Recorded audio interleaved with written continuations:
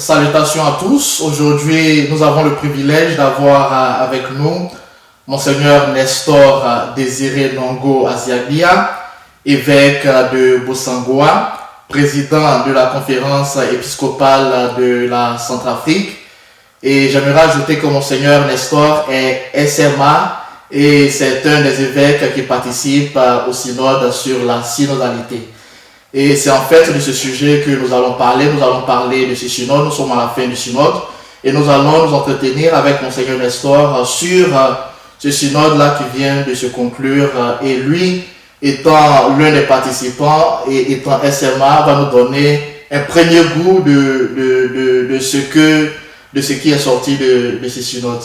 Alors, Monseigneur, merci pour l'opportunité que vous nous faites de partager avec nous votre expérience durant ce synode. Et pour aller dans le vif du sujet, cette étape est la dernière étape, l'étape conclusive du synode.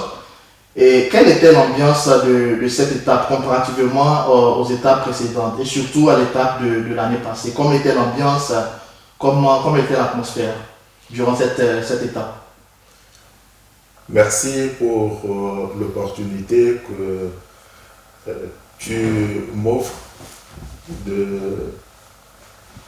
m'exprimer sur la démarche que le Saint-Père a initiée. Nous sommes dans cette démarche synodale depuis 3 ans. Il y a eu les phases préliminaires, la phase diocésaine, la phase nationale, la phase continentale. Et l'année dernière, nous nous sommes retrouvés ici au Vatican pour la première phase universelle. Je dirais, il y avait certaines attentes autour de cette première phase liée à la question de LGBTQ+, à la question de l'ordination des femmes qui ont quelque peu constitué une sorte de tension. Pas dans la salle parmi les participants au synode, mais à l'extérieur, autour, c'était quelque peu pesant. Mais si je compare la première phase que nous avons vécue avec l'expérience de cette année, c'était beaucoup plus calme, beaucoup plus serein. Le climat de travail, à mon sens, cette fois-ci, a été beaucoup plus reposant. Donc, nous sommes allés en profondeur dans les sujets inscrits à l'ordre du jour, dans les échanges, pour faire une proposition qui constitue le document final qui a été remis hier au Saint-Père, un document de 56 pages en 155 articles divisés en 5 chapitres. Et en ce qui concerne l'ébauche, si je peux m'exprimer ainsi, l'ébauche de l'étape de l'année dernière, on a eu l'ébauche de la conclusion de cette étape-là. Et certains sujets ne sont pas vraiment sortis comme vous l'avez mentionné, comme certaines personnes l'attendaient. Le sujet sur LGBT dont vous avez parlé, le sujet sur l'ordination des femmes. Est-ce que ces thèmes ont ressurgi durant cette étape? La question relative au LGBTQ et plus la question relative à l'ordination des femmes, ces questions n'ont pas véritablement ressurgi. Il y a certaines voix qui, en passant, je dirais, ont évoqué la question. Mais je dirais aussi que l'ambiance dans laquelle, en termes de méthodologie, ce qui nous a aussi aider à laisser de côté cette pression. Certains sujets nécessitent un approfondissement et pour lesquels la première session avait fait des recommandations au pape.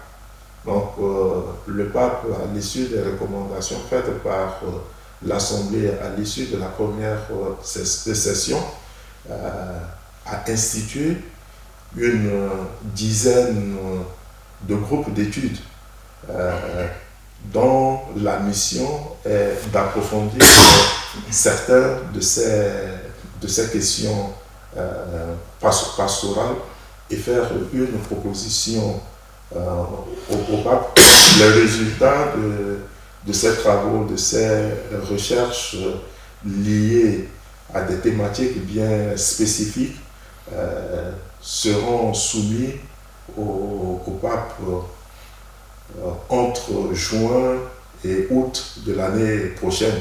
Donc on peut dire que les travaux du synode sont terminés aujourd'hui, mais il y a encore toute une réflexion qui est en cours pour illuminer certains aspects qui n'ont pas été totalement abordés en profondeur lors de cette deuxième phase.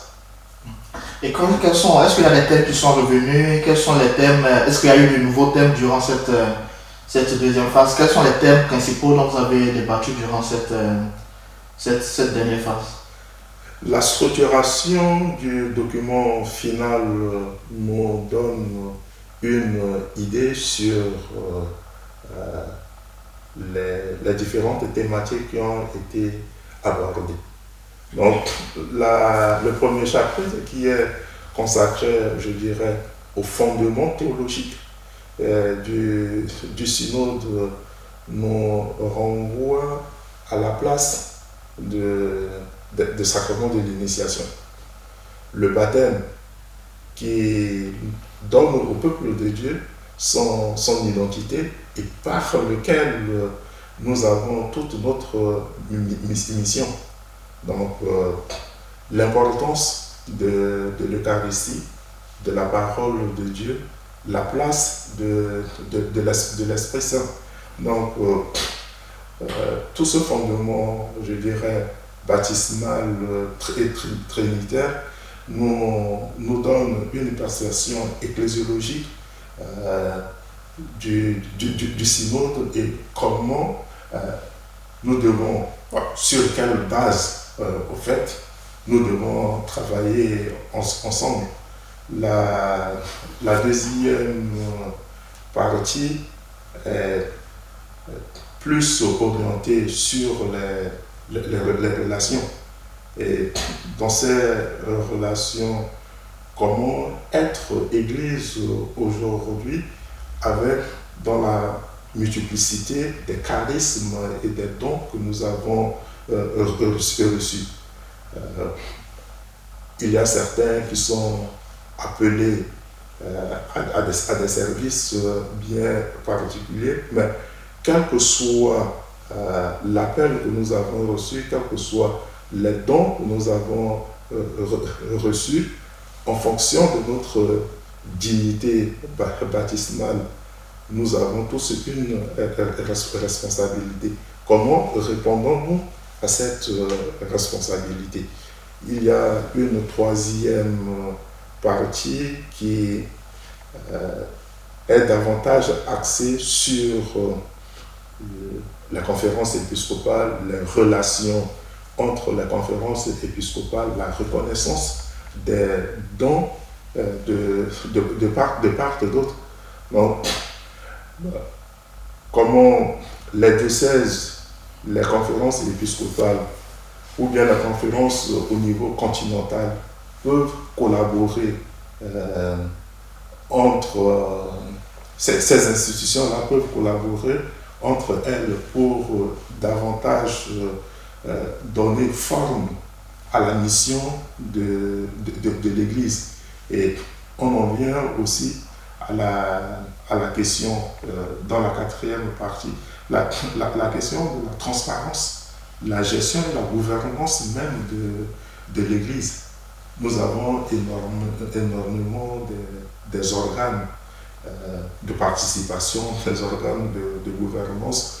On peut citer les conseils pour les affaires économiques, les conseils pastoraux, les conciles et autres. Donc, toutes ces institutions sont des moyens qui sont mis à la disposition de l'Église, que ce soit au niveau de la paroisse, que ce soit au niveau des diocèses, que ce soit au niveau des conférences épiscopales, pour vivre notre foi de manière responsable. On n'a pas toujours besoin d'un ministère, d'une ordination pour prendre part ou participer à la vie réelle de notre Église. Alors, la question qui se pose aujourd'hui, quelle est la place que les uns et les autres se donnent pour que cette mission qui incombe à tous les fidèles soit vécue dans la transparence?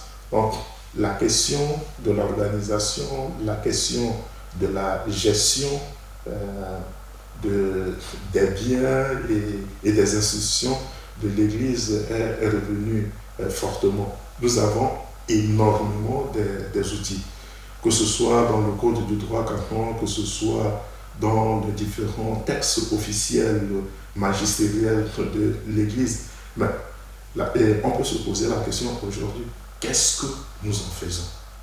Qu'est-ce qui nous empêche d'aller, de vivre ces réalités-là de manière concrète, de ne pas constituer des obstacles dans la mise en œuvre? Où se trouvent les barrières, où se trouvent les blocages?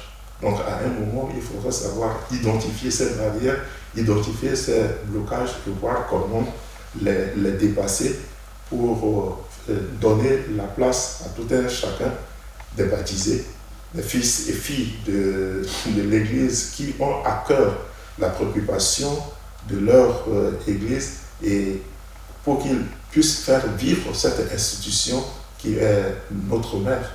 Donc, de manière globale, le texte est structuré de cette manière, et la dernière partie du texte, c'est plus orienté vers la formation missionnaire. Et cette formation missionnaire-là doit être ouverte à tout le monde. Des prêtres nouveaux, prêtres, la formation des séminaristes, la formation même des évêques. Des évêques en responsabilité, des évêques émérites et autres. Donc, nous avons besoin de cette formation continue pour faire une sorte d'évaluation de notre responsabilité et vivre à la hauteur des attentes, des responsabilités qui nous incombent à tous. Et hier, vous avez eu la dernière session, la session conclusive, et vous avez remis le document final au pape. Et le pape a fait le choix de ne pas écrire une exhortation apostolique. Qu'est-ce qui explique un peu cela, le choix du pape de ne pas écrire une exhortation apostolique? Non, l'explication que le pape a fait de manière spontanée, il a reconnu la validité du travail qui a été fait, du cheminement qui a été fait pendant ces 3 dernières années, qui a abouti à ce document final qu'il accepte. Il promettait juste de mettre sa signature et puis de rendre le texte au peuple de Dieu, de restituer, de rendre le texte au peuple de Dieu pour que le peuple de Dieu se serve du texte pour travailler. Je dirais que peut-être les dimensions des groupes d'études que j'avais évoqués tout à l'heure peuvent avoir joué un peu sur cette décision, mais le plus important, c'est que nous sommes dans une dynamique de vie, dynamique de marcher ensemble. Le pape met d'une certaine manière le peuple de Dieu devant sa responsabilité dans le suivi et l'exécution et la mise en application de ce document. Si on regarde un peu de près, le gros défi qui reste aujourd'hui, ce n'est pas le document en tant que tel, mais c'est ce que nous allons faire de ce document-là. Chaque évêque dans son diocèse, chaque conférence épiscopale dans sa zone de juridiction ecclésiastique, que ce soit au niveau national ou bien que ce soit au niveau continental. Donc, aujourd'hui, nous avons cette responsabilité, cette lourde responsabilité de donner une âme, une vie au document que nous venons de soumettre au pape et que le pape nous a remis hier. Donc, de mon point de vue, la décision du pape de rendre public le document à l'État, c'est un appel à la responsabilité du peuple de Dieu dans la mise en œuvre des orientations ou bien des propositions qui sont contenues dans ce document. Bon, qu'est-ce qu'on peut alors retenir puisque le pape a remis le document au peuple de Dieu tel qu'il a été finalisé, Oui. Quelle est la portée, quelle est l'efficacité de ce document-là en le remettant au peuple de Dieu? C'est-à-dire, si je comprends bien, chaque évêque, chaque ordinaire local peut le suivre à sa manière. Et donc, quelle est l'efficacité du document en tant que tel? Et dans son propos hier, le pape disait que le texte n'est pas un texte normatif. C'est-à-dire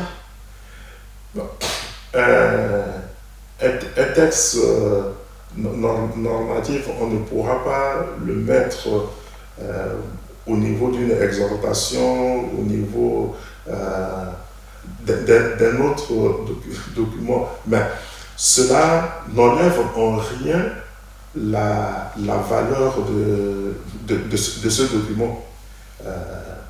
Le pape l'a adopté par son sceau. Et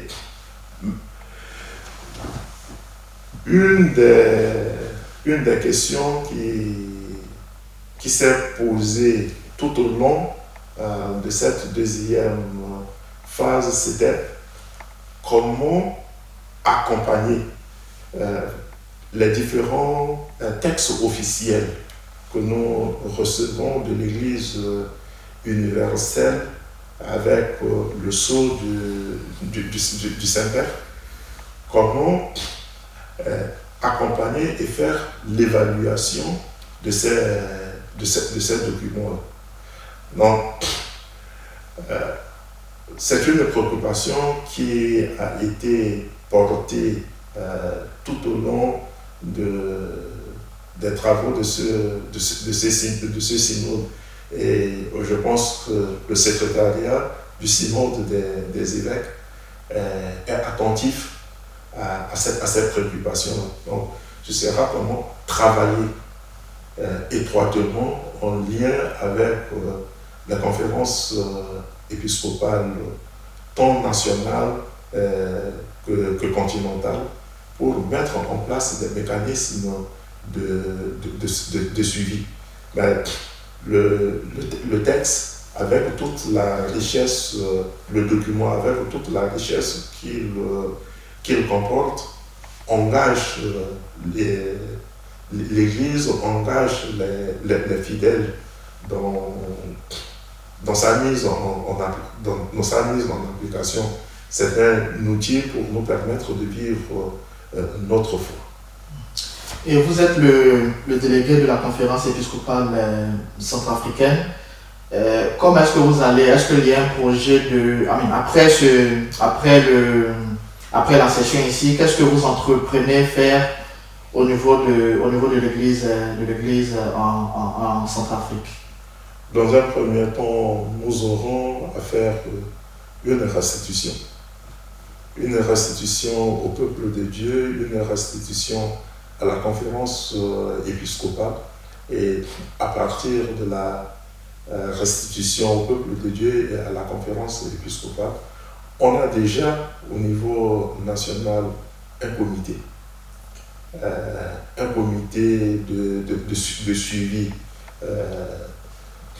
du synode, avec des structures, des comités au niveau de chaque diocèse. Donc, après la restitution, on se retrouvera et la conférence épiscopale donnera certainement des orientations qui seront suivies par les différents comités qui existent déjà, qui sont déjà mis en place, soit au niveau national ou bien au niveau diocèse. Et vous, en tant qu'évêque, en tant que SMA, qu'est-ce que vous êtes à la fin du synode? Qu'est-ce que vous retenez personnellement de ce synode?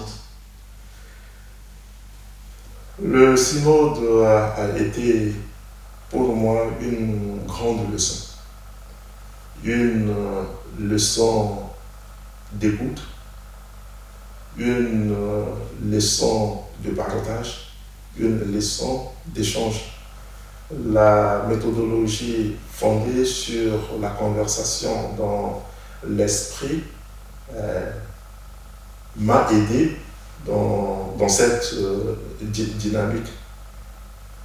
On peut ne pas avoir les mêmes opinions sur les mêmes questions ou bien les mêmes préoccupations, mais cela n'empêche pas d'écouter l'autre et essayer de construire ensemble dans les échanges, essayer de dépasser ces divergences pour dégager une ligne sur laquelle on peut marcher ensemble, on peut construire ensemble.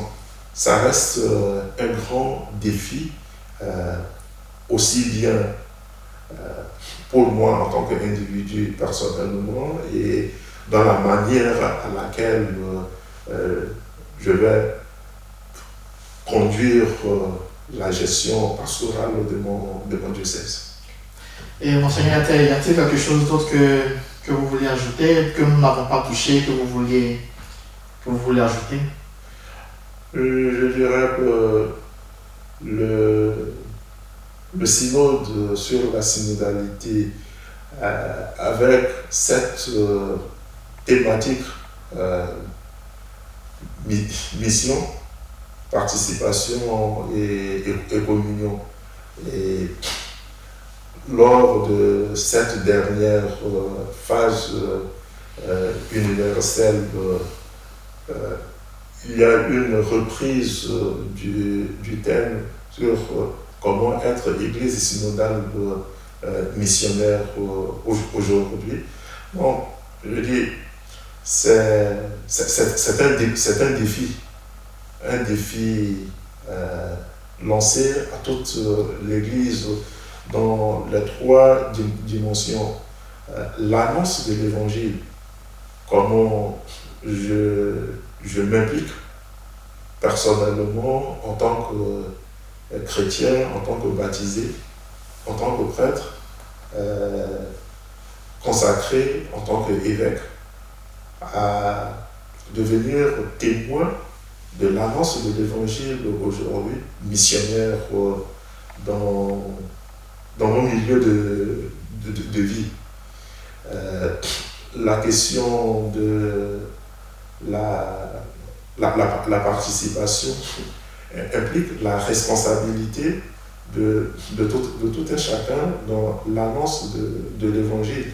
Et nous avons évoqué dans les discussions la transparence, la bonne gouvernance et autres. Tout cela rentre dans cette dimension de participation, et la communion doit être vécue de manière concrète. Non. En fin de compte, je dirais, le synode est une interpellation qui est adressée à tout le peuple de Dieu, quelle que soit la place que nous pouvons occuper au sein de ce peuple de Dieu. Nous avons une mission, nous avons le devoir ou la responsabilité d'annoncer l'Évangile, être témoin de la bonne nouvelle aujourd'hui. Et pour cela, nous devons être en communion, en harmonie, les uns avec les autres. Et voilà, et c'est avec ce mot de fin que nous allons finir. Nous devrons être en communion les uns avec les autres. Nous vous disons merci de nous avoir suivis, et nous disons merci à Monseigneur pour son temps, pour l'expérience, son expérience qu'il a partagée avec nous. Et Monseigneur, nous vous souhaitons tout le meilleur dans votre diocèse. Merci à tous, et nous nous reverrons pour plus de programmes. Merci. Merci.